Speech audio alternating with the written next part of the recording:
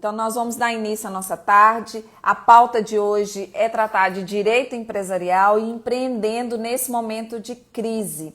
Meu nome é Rose Giacomin e eu impulsionei esse programa bem no início da pandemia, que é o programa Business Talks, com essa versão de servir, de levar conhecimento ao lado de amigos queridos e doutrinadores renomados em todo o território nacional. E a professora Betânia Faria, ela é uma querida amiga, uma irmã minha de academia. Eu vou convidar a professora Betânia para ela entrar em cena.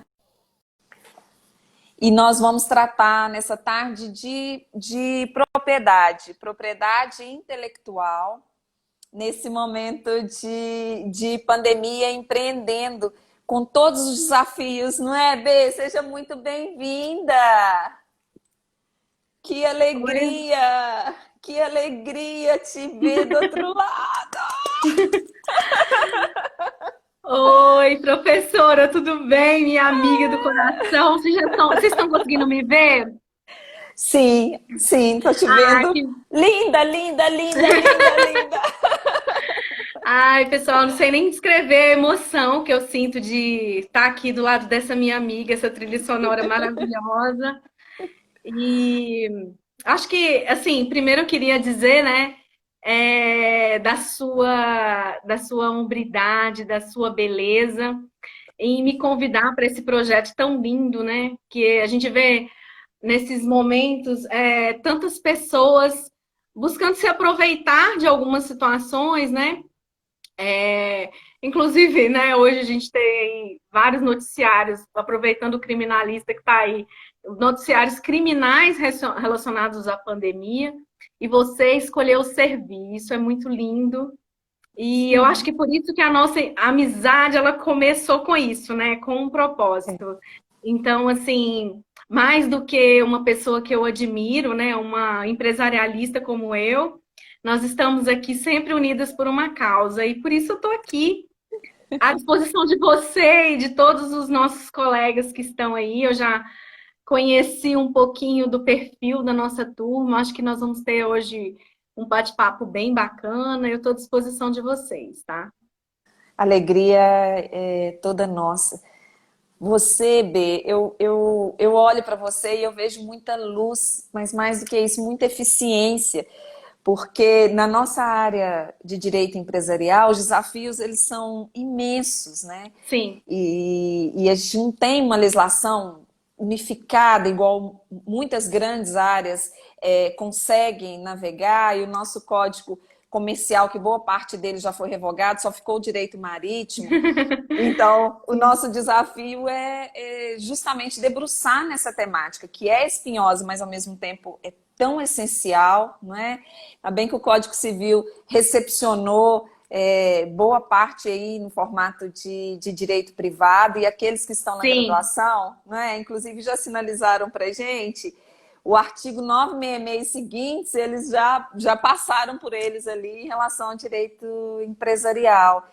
E hoje o nosso repensar e a nossa reflexão dos debates nessa tarde é para tratar desse momento de empreender no momento de crise, né? sim, A gente tem alguns projetos que estão, pelo menos em discussão, dentro do Congresso Nacional, e algumas medidas que já entraram em cena. Mas você, B, além de ter uma trajetória linda, eu sou muito abençoada em caminhar ao seu lado, e dentro da sua bela trajetória, eu gostaria que você também falasse o que te inspirou nessa área, porque você, B, tá você bom. tem estudos muito avançados, né? E você foi muito longe, inclusive para fora do país. Eu queria que você contasse um pouquinho da sua trajetória para eles te conhecerem um pouquinho mais. Eu acho que o mais bonito da nossa vida é a gente transmitir aquilo que a gente gostaria que a gente tivesse ouvido 10 anos atrás, 15 anos atrás, né? Eu não sou tão assim veterana, né, no direito, né? Mas eu tenho alguma experiência, né, na área acadêmica. E eu gostaria de passar algumas lições que eu aprendi ao longo da minha carreira e que me fizeram chegar hoje como uma pessoa feliz, porque eu acho que o importante tem muitas coisas na vida, mas o importante é a gente se Concordo. encontrar naquilo que a gente faz, né? É, Eu acho concordo. que, eu não sei se vocês vivem essa mesma dor, mas quando eu estava na graduação, eu cursei a Universidade Federal de Minas, e o saudoso professor Osmar Brina dava as aulas de mercado de capitais, né?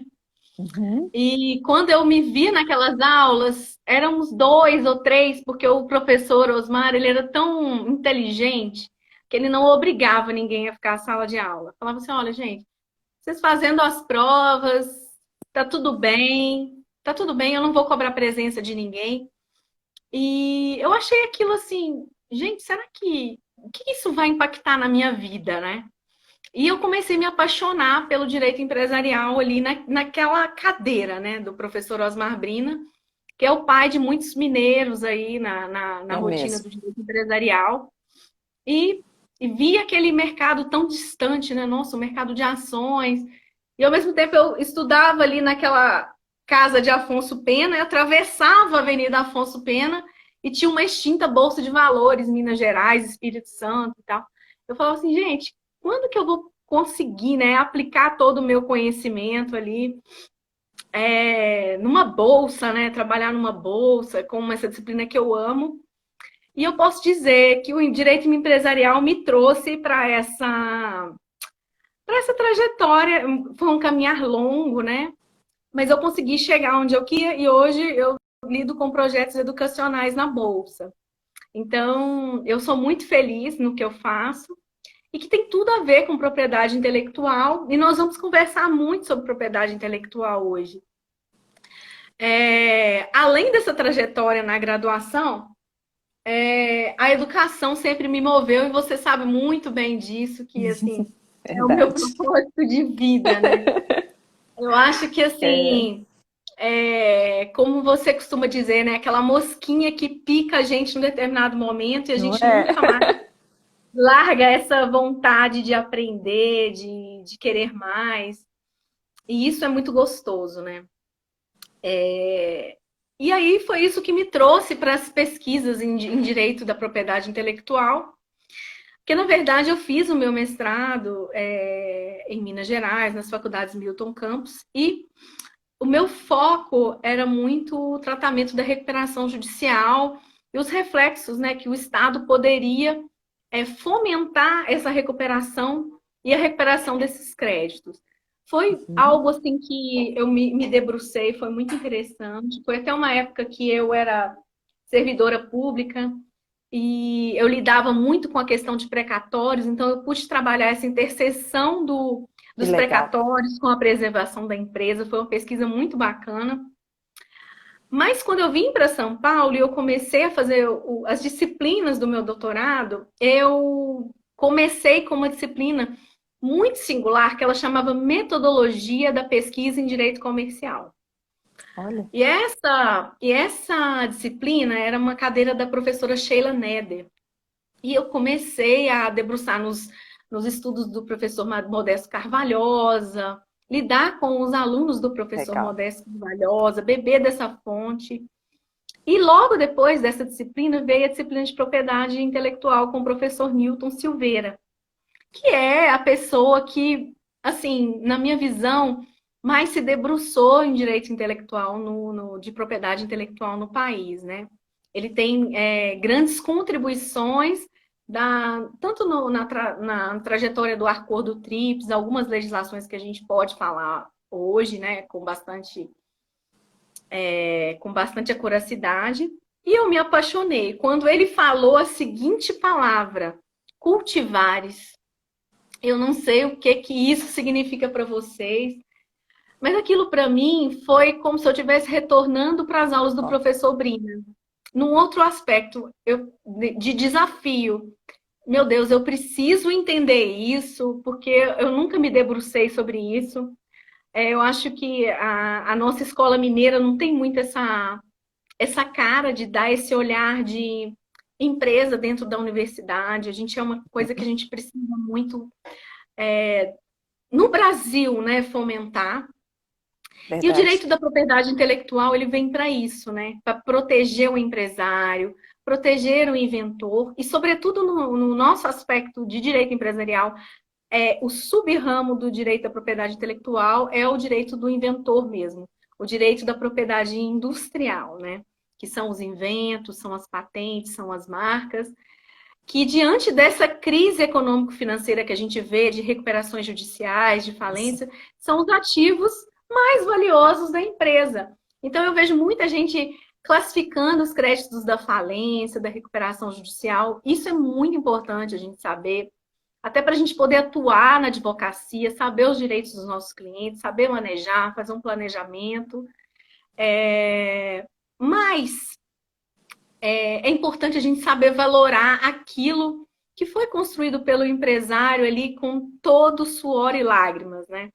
Que é aquele produto que ele modelou num determinado momento, que ele gastou, que ele acreditou e que ele colocou na rua e que ele tem um valor, né? Então eu queria fazer um recorte hoje aqui sobre esse direito chamado cultivares. E aí, como nós temos algumas pessoas aqui também que são fãs de propriedade intelectual, estou vendo aqui que o criminalista é fã do jurista Modesto Pois Carvalhosa, é. somos todos filhos dele, né? Ô, B, e você fez toda a linha do tempo, assim, com uma delicadeza, você conseguiu suprimir em poucos minutos, e eu que acompanho, né, e sou sua fã, eles não sabem ainda onde você faz o seu doutorado, que é um Tá sonho bom. para muitos, né, da nossa área, o criminalista está comentando aí, mas eles não sabem e é uma referência no nosso país, não é? Essa outra formação que você está tendo, porque quando nós tratamos de mestrado, meu mestrado também é na Milton Campos, e a gente sabe que a gente tem grandes nomes, professor Vinícius Gontijo, Sim, inclusive, nessa área, né, de recuperação e falência, eu tive a felicidade de encontrá-lo no mestrado e serei uma eterna aprendiz, né? A gente milita tanto na prática, sim, mas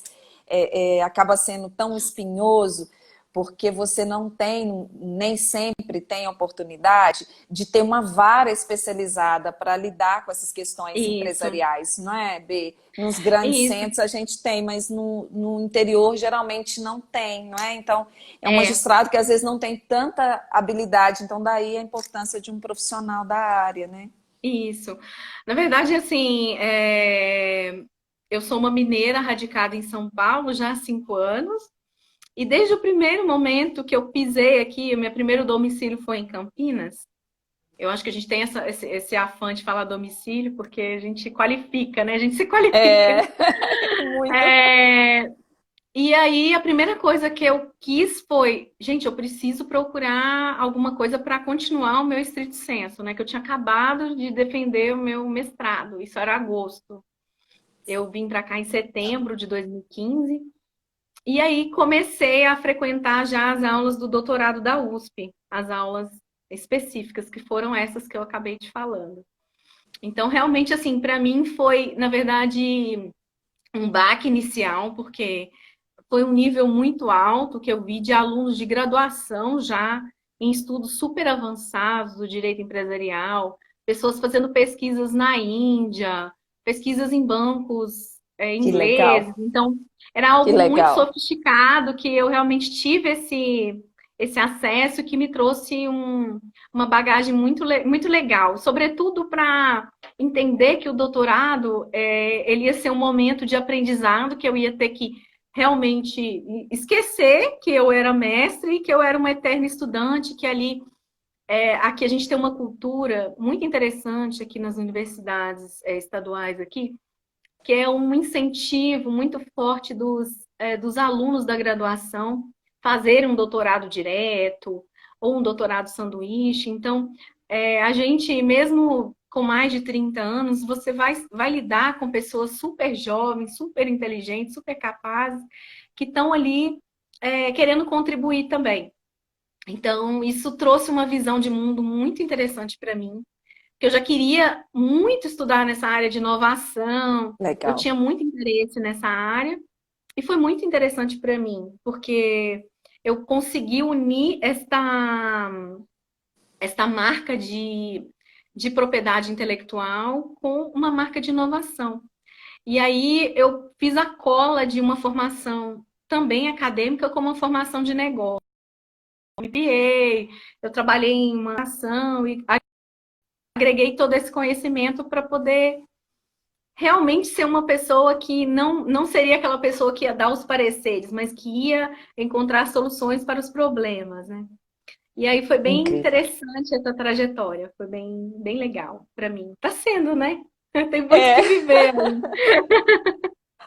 mas todos nós estamos condenados à leitura eterna, né, Bê? Então, na nossa área Sim, jurídica, falar que virou um conhecimento posto em posto e praticamente uma coisa julgada, isso vai muito na contramão dos desafios que nós temos, né? sim, Sempre revisitar uma outra legislação que entrou em vigor, os projetos de lei, sim, enfim, acaba sendo muito habitual na nossa área.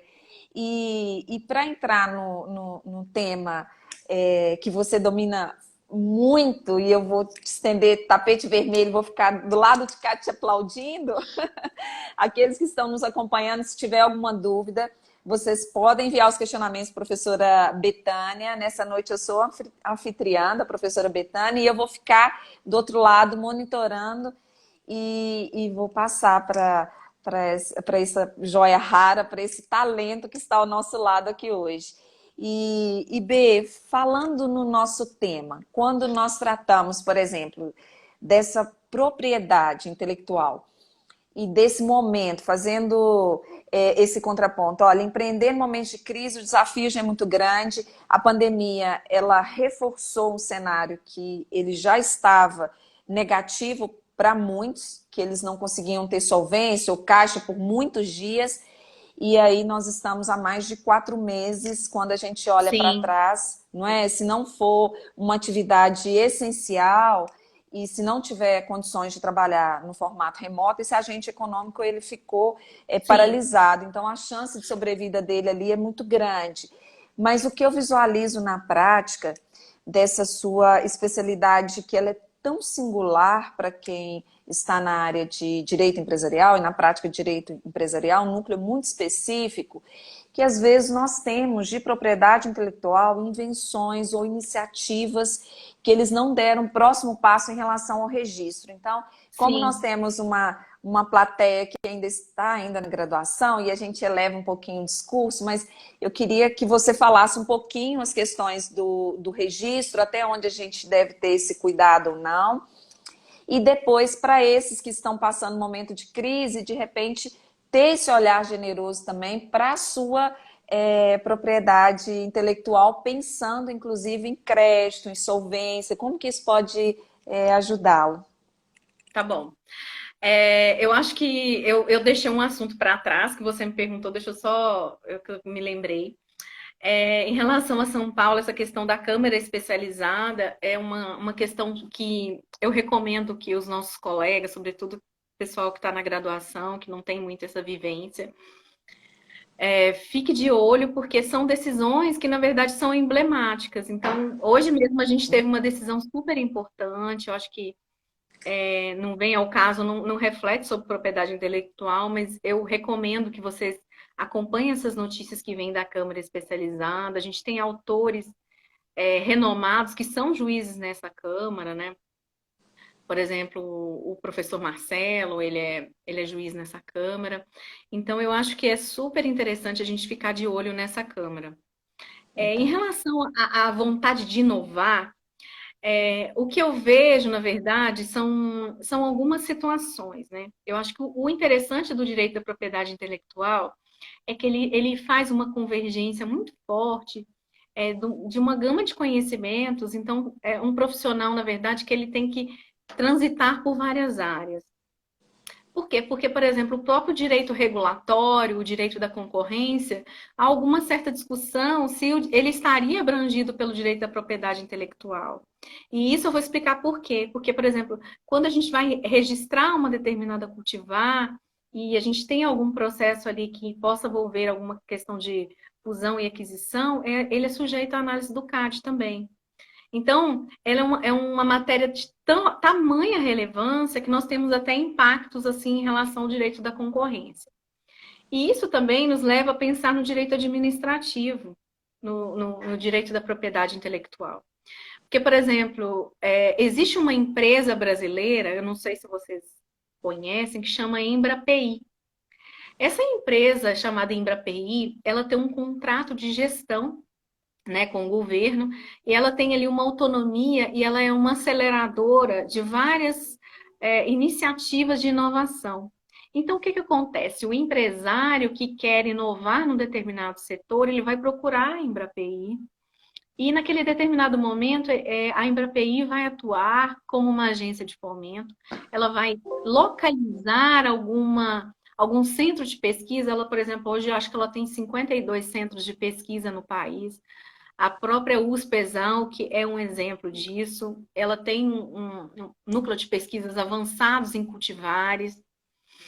E aí ela faz essa convergência do mercado, daquilo que o empresário precisa, com aquilo que a pesquisa precisa, que é, na verdade, essa cola, né? E aí o empresário faz aquele fomento e nós temos a união ali de dois entes, né? Que é a figura do inventor, né? Do cultivante, aquele que está realizando o cultivar, e daquele que está fomentando ali, que eles podem ser pessoas que se confundem num determinado momento. Então, isso é muito legal no nosso país, é um núcleo de inovação. E a Embrapi, ela chegou ao número de 1.000 projetos de inovação. Olha. Neste mês. E ela mostrou um relatório super interessante, que é, na verdade, a resposta para muitas questões que a gente vê. Ela fez uma pesquisa com as empresas num cenário de pandemia. O que as empresas entendiam que elas precisavam fazer? E aí, mais de 60% das empresas, elas entendiam que elas precisavam inovar. Mas 47% dessas 60, mais de 60%, entendiam que elas não tinham um mecanismo azeitado para fazer isso. Não tinha ali um pesquisador, não tinha braço, não tinha orçamento para manter um pesquisador, não tinha toda a questão de regulatório, que é isso que a gente vai falar hoje, sobre NPI, sobre patentes, sobre marcas, sobre o que é, na verdade, uma cultivar. Porque, na verdade, a Embrapi, ela abrange projetos de inovação em diversas áreas.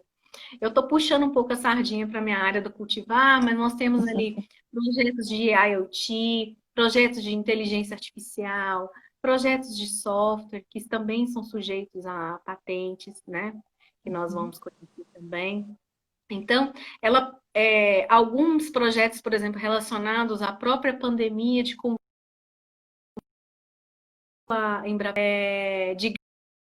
digamos, respiradores, alguns aparelhos de suporte a essa pandemia foram ali subsidiados por eles, e eles conseguiram alavancar mais de 750 milhões de reais em projetos de inovação. Então, Uau, assim, a gente uau. conseguiu chegar num número bem interessante.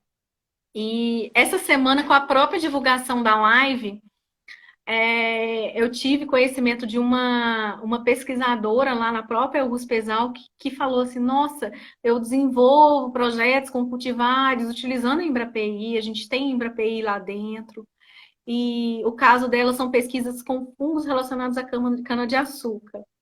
Então, são matérias super específicas que nós do direito, a gente conhecendo é super legal, porque a cana-de-açúcar é uma própria restrição da lei de propriedade intelectual de cultivares em relação às demais espécies. Então, a gente tem ali uma proteção especial do mercado, porque ela está sujeita a um prazo maior. Então, por exemplo, em relação a espécies de um modo geral, nós temos uma proteção de 10, variando entre 12 anos, e no caso da cana-de-açúcar, nós já temos um espaço mais aumentado e requisitos mais específicos, entendeu?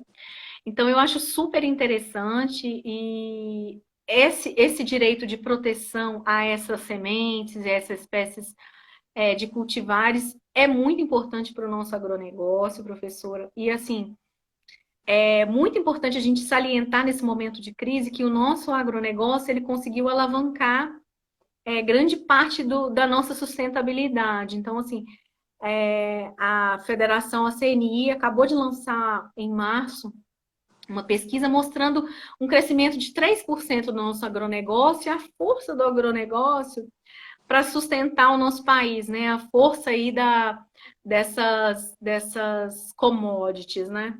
Que Uhum. dentre elas nós temos aí a cana-de-açúcar. E nós vemos aí a importância desse tratamento da propriedade intelectual para esses casos, porque cada vez mais, quando isso é fomentado, mais o nosso agronegócio é fortalecido e mais a nossa economia também é fortalecida. Então, eu vejo aí que o direito do agronegócio é um direito que tem crescido bastante, mas o direito de propriedade intelectual, ele tem muito a acrescentar àquele profissional que atua no agronegócio. Então, se você pretende atuar no agronegócio, não deixe de dar esse tratamento qualificado para o seu cliente. Porque ele pode ser ali um inventor ou desenvolver uma determinada semente em parceria, e você, com uma propriedade intelectual, você tem todas as condições de dar a ele toda a retaguarda jurídica que ele precisa, né? Meus amigos, vocês que estão acompanhando agora no formato ao vivo, o nosso vídeo também da live, ele vai ficar disponível no IGVT da Notório, mas olha que importante o ponto de atenção que a Betânia está ressaltando para vocês. Não é, B? Dentro de grandes áreas que vocês podem atuar e mais do que isso, o tecnicismo, onde tem que realmente debruçar na prática e dicas tão valiosas, B, porque isso a gente não encontra em livro nenhum, tem que ter muita Exatamente. generosidade, não é? Exatamente. Eu acho que, na verdade, foi um tema que eu me debrucei mesmo. Acho que difícil um livro nacional que eu não tenha pesquisado sobre. E, na verdade, a gente bebe muito de uma matriz aí alemã muito forte, porque eles têm ali umas aceleradoras de inovação muito fortes. E eles são considerados o país modelo em proteção ali de cultivares. Então a gente tem que beber, na verdade, dessa fonte, né? O acordo TRIPS que foi feito, né, na década de 90 no Brasil, que veio feito às pressas ali no governo Collor, mais para ter algum respaldo para proteção de propriedade intelectual, sendo uma questão de obediência a tratados internacionais que a gente teve que fazer de forma muito abrupta, trouxe algumas coisas interessantes. O cultivar, por exemplo, foi uma reserva que nós fizemos a esse acordo, que nós decidimos legislar dentro de casa e que foi muito importante para nós esse tipo de proteção. Então, eu convido, eu acho que o mais importante, a mensagem que eu gostaria de deixar é que essa palavra, ela não abandone vocês. Eu acho que o Brasil tem muito para crescer nessa área de agro e também o direito da propriedade intelectual, ele tem muito a acrescentar para essa matriz de inovação que a gente tem sempre ouvido e que tem muito a acrescentar aos negócios. E que na recuperação, a gente nunca possa esquecer que a marca tem valor, né? O valor ele é feito ali pelo analista financeiro, ele vai fazer todo o valuation da proposição da marca, mas cabe a nós entender o que aquilo vai impactar juridicamente no negócio, né?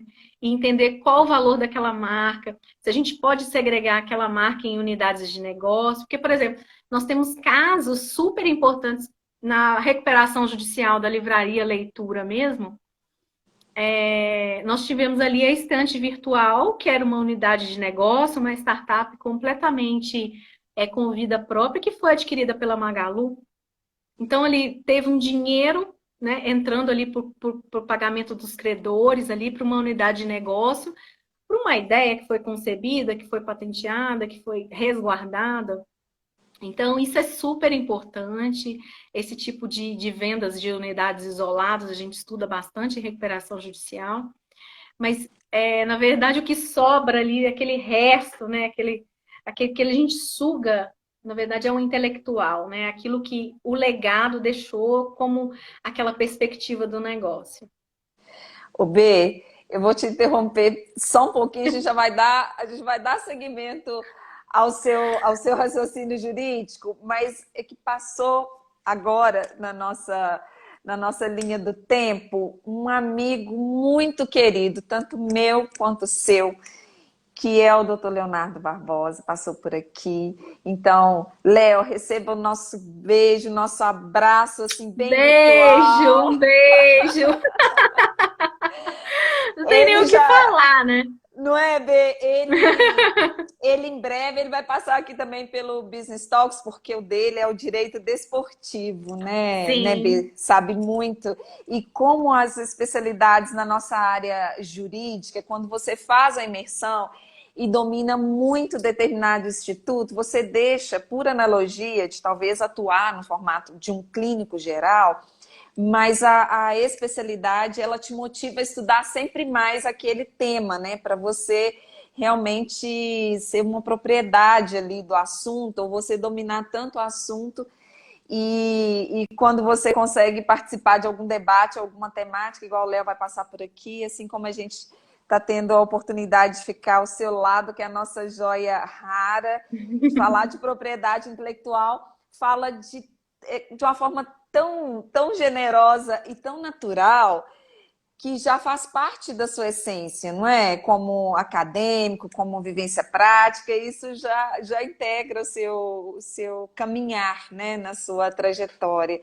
E B, dando sequência ao nosso raciocínio, porque ele passou por aqui, aí eu não poderia deixar de dar um beijo, eu sei que ele é um querido, um com amigo certeza. querido seu. B, quando você falou dois pontos aí que eu gostei demais, que eu considero estrutural, nesse eixo estrutural, quando nós estamos falando de reestruturar, recuperar uma empresa, né? E a gente tem vários princípios no direito empresarial que eles vêm com esse diálogo, o próprio princípio da preservação da empresa, se você for realmente fazer um discurso sobre ele, ali tem interlocução da economia desse agente econômico, da importância que ele traz por toda essa circulação e produção de produtos e bem, enfim, é muito amplo. Mas quando o profissional vai atuar na área, eu gostei de dois eixos da sua fala. Porque quando o profissional vai atuar na área, ele não tem uma especialidade, a gente imagina que ele vai realmente entender um pouco mais daquele instituto, já que ele está com uma responsabilidade muito grande de uma empresa que está passando um momento de crise e tentar levar ferramentas jurídicas para ela se Sim, recuperar. Não é? Então, a própria Lei 11.101, primeiro é esse momento de recuperação. Quando nós falamos em recuperação, nós pensamos em recuperar tanto esse agente econômico, como também quem exerce essa atividade, então o empreendedor e essa empresa, mas depois que não tem jeito, aí afasta esse devedor para tentar recuperar pelo menos essa sim, empresa, não é? Mas eu gostei justamente desse ponto que você traz, olha, da importância também de caminhar com um time multidisciplinar. O nosso direito sim. empresarial tem muito isso, né? Aquelas pessoas que atuam muito na área de finanças, na área de gestão, e ali a gente tem governança corporativa, tantas outras áreas que a gente pode ajudar também esse gestor, não somente do tecnicismo e do valuation. Mas às vezes, meus amigos, é tão desastroso quando na prática não tem, inclusive, esse time multidisciplinar ou alguém que consiga traduzir qual que é o valor daquela empresa, né, B? Porque não é só o patrimônio físico, não é, B? Eu acho que fica bem a nossa mensagem hoje quando a gente estiver tratando esse tema. Olha, não é só o patrimônio físico, porque ali fica até mais simples, né? Você fazer essa conta. Exatamente. Não é? É É, muito mais do que isso. exatamente. O direito da propriedade intelectual, ele vem tratar desse patrimônio, né, que é o que faz parte do estabelecimento empresarial, mas ele não é tangível. Por exemplo, quando a gente vai para o direito comercial mais clássico, o ponto é aquele mecanismo de direito empresarial que a gente enxerga, né? Ele é aquela sede do estabelecimento, ele tem um valor. Mas quando a gente vem falar de marcas, de ativos intangíveis, né? De uma determinada expertise, de um modo de fazer, de uma técnica, aí a gente está falando de uma coisa intangível que merece essa proteção do direito do inventor. E aí que é a grande magia da questão, que foi essa novidade que a nossa legislação da Lei 11.101 de 2005 trouxe, né? que foi a figura do administrador judicial, como ele sendo uma pessoa que não é um advogado, ele não é um economista, ele não é um contador, não. Ele pode ser uma equipe multidisciplinar, ele pode ser uma empresa, inclusive. E é Pode. bom que seja. Então, por isso que a gente vê, por exemplo, algumas figuras assumindo esta função com uma propriedade, por exemplo, falando de Deloitte, falando das 5 grandes auditorias que nós temos, e de grandes advogados que têm braços e parcerias com contadores, com grandes economistas, com pessoas especialistas em finanças. Então, é muito importante um time bastante azeitado para poder fazer essa proposição de valor. Porque nós mesmos podemos ter um grande advogado que não detém de todo o conhecimento relacionado ao intelectual das marcas e dessa questão de regulação, mas que ele pode dominar muito bem ali as tratativas trabalhistas com os credores, as tratativas ali com os credores fiscais, ele sabe até onde pode ir ou pode não ir. Então, isso é super importante. E destacando essa atualidade da questão dos credores fiscais, que foi essa decisão de hoje da Câmara Especializada, né, em relação aos credores fiscais. O bonito dessa nossa matéria, não só da propriedade intelectual, que trata da invenção, que é sempre algo novo e do design, é nós conversarmos sobre a própria recuperação judicial, que ela é sempre um objeto de enormes dúvidas da jurisprudência, e, na verdade, são desafios que são lançados porque o próprio negócio, ele é desafiador, né? Num determinado momento, a gente tem uma crise que ela pode ser financeira, ela pode ser uma crise operacional, ela pode ser uma crise das diversas medidas. Então, a jurisprudência ela tem que estar antenada a essa modificação que as empresas estão passando. Então, por isso que é bonito, né? Então, por exemplo, hoje eu não consigo deixar de falar, porque eu tenho esse pé, né, fiscal, que já foi, né, pessoa que atuou fiscalmente, essa decisão da Câmara Especializada hoje, considerando o credor, né, tributário, né, a AGU entrando com um pedido de falência de uma sociedade empresária, algo que era vedado pela nossa lei de falência anterior, é algo super importante, traz uma novidade, estava contido no projeto, na própria disposição do projeto, mas não de forma explícita na norma. Então, isso é super interessante para a gente ficar antenado, é um assunto novo, né? Sempre a recuperação de empresas é um assunto desafiador, porque ele conversa com todas as áreas, né? O nosso criminalista, ele tá pertinho de você aí, e ele está Eu também. estudando recuperação e falência nesse semestre. E aí já fica o convite para você, B. E agora você pode acionar a professora Betânia nos bastidores, que aí eu já vou adiantar um pouquinho o seu caminho, de repente, para ela passar por lá, ministrar uma palestra para vocês, né, B? Vai Com ser uma enorme alegria. prazer, com enorme prazer. Eu conheço algumas pessoas que estudam na São Judas, conheço uma coordenadora aí, eu vou falar com ela que você pediu, acho que você pediu, não vou sim. Isso, muito bom. Ô, B, para as nossas considerações finais, eu vou te falar que passou tão rápido, mas tão rápido Passou que, muito rápido. nossa, nós já extrapolamos um pouquinho o nosso tempo, mas eu não vou te perder de jeito nenhum, e aproveitando essa oportunidade de ficar pertinho de você, que hoje até perfume para te encontrar, Ah, eu passei para esse momento que para mim é muito especial.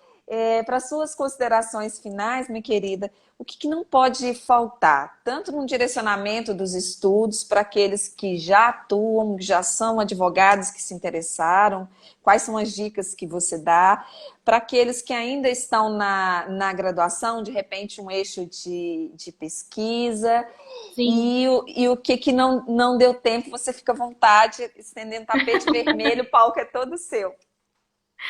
Ai, pessoal, se eu tivesse retornando 10 anos atrás, eu diria que a vida é tão bonita que eu faria a mesma coisa, né? Muito Eu bom. acho que a gente acerta muito, mas acerta mais do que erra, né?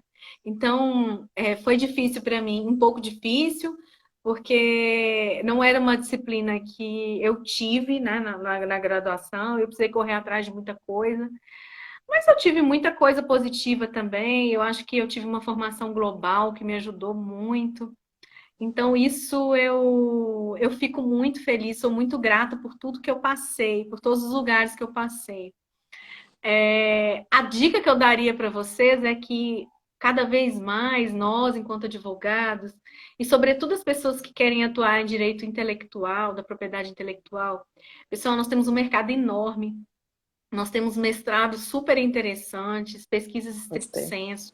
O próprio NPI, ele tem uma linha de pesquisa de mestrado, então, na verdade, a gente busca muito universidades, mas é uma área tão rica que às vezes as próprias instituições públicas que não são propriamente de ensino, elas se dedicam a isso. Então, não deixe de olhar se você tem essa vontade acadêmica de olhar essas questões.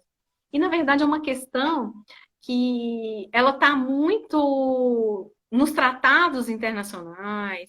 A gente tem que beber muito das fontes estrangeiras, porque no direito brasileiro, realmente, assim, a gente tem essa carência, ou seja, nós temos um campo de trabalho muito legal, mas a gente vai ter que ter uma língua que a gente vai ter que dominar, que basicamente, pelo menos o inglês. Então, se eu estivesse na graduação hoje, eu me dedicaria ainda mais a essa língua. Até porque eu gostaria de confessar para vocês, não pelo meu currículo, mas por uma questão de essa relação com a propriedade intelectual, são muitos projetos estrangeiros que eles requerem uma licença de atuação não só no Brasil, que é a nossa OAB, mas o bar estrangeiro.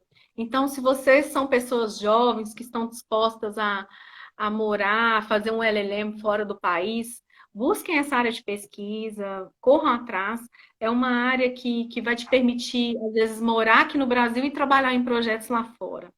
Então, assim, eu acho que essa é a dica de ouro que eu daria, uma dica que, depois de mais de 10 ou 12 anos de exercício da profissão, nunca ninguém tinha me falado, e que se você tem vontade de morar fora, de fazer uma, uma especialização fora, ou ter uma experiência numa empresa multinacional e lidar com essas questões, você tem um campo enorme. Né? O direito da propriedade intelectual, ele é um direito que vai viger em qualquer país em desenvolvimento ou país envolvido, porque ele é essencial para a proteção ali das economias, né? O professor Newton lançava algumas questões, né, nas aulas que levavam a gente a refletir. Será que, de fato, a proteção do inventor não desestimula a inovação ou ela estimula a inovação? E esse é o convite da propriedade intelectual para vocês, e é o convite que eu deixo também. Se você souber responder essa pergunta, é porque você já tem muita propriedade na área. Então, nunca esqueça essa pergunta, né? Eu finalizaria com Adorei, isso. adorei. Ô, Você Bê, protegeria o inventor ou não, né? Essas questões. Então, eu acho que isso é o mais bacana do direito da propriedade intelectual, mais legal. Bê, foi mágico, foi incrível, foi sensacional. Volte sempre nessa casa que vai estar de braços abertos para te receber, estendendo tapete vermelho, continue brilhando sempre. Você é anjo de luz, você fala nos olhos, você caminha ao lado. E eu te considero como uma das melhores coisas que já aconteceu na minha vida acadêmica em relação a encontros.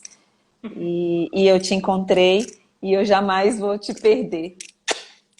Um Muito, beijo. muito, Obrigada, eu digo mesmo. muito, muito, muito obrigada, viu? Obrigada a Obrigada, todos. gente. Obrigada a todos. Um beijo.